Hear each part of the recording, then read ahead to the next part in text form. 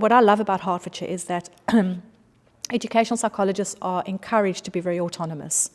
They kind of plan their own week, they plan their own work, they liaise with schools on their own. They can choose which assessment tools they want to use, they can choose what methodology they want to use. There are no strict and fast rules about how the EP should function and work.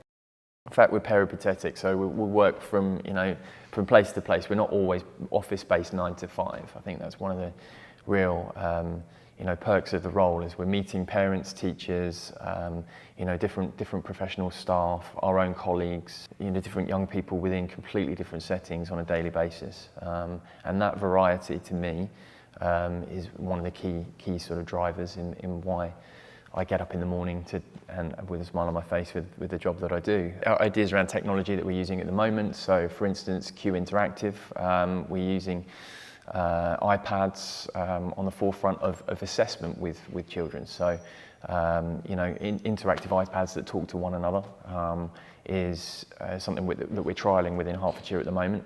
Myself and several colleagues are involved in the trial. I think that remote working element is really sort of opening up a lot of opportunities for where and when we work. So in Hertfordshire, we promote video interaction guidance. We have a learning set for video interaction guidance where EPs come together and they learn from each other. And we are also self-sustained in actually promoting this intervention further in terms of how it works.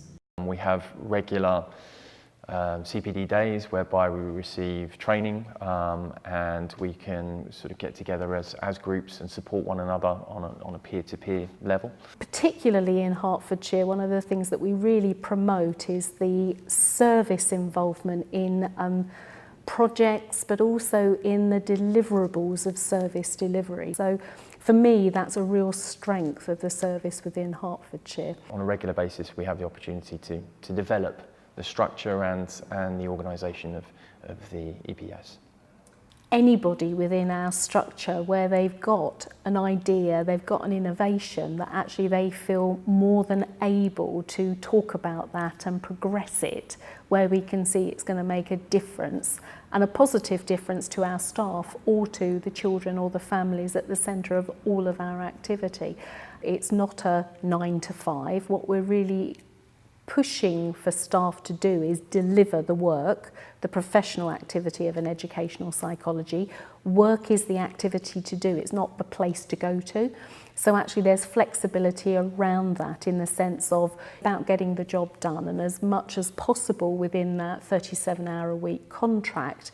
So it's about ensuring that the work-life balance is also in place for all of our staff members, because we keep the well-being of our staff high and we're constantly reviewing and thinking and reflecting on that to see if it can be even better if.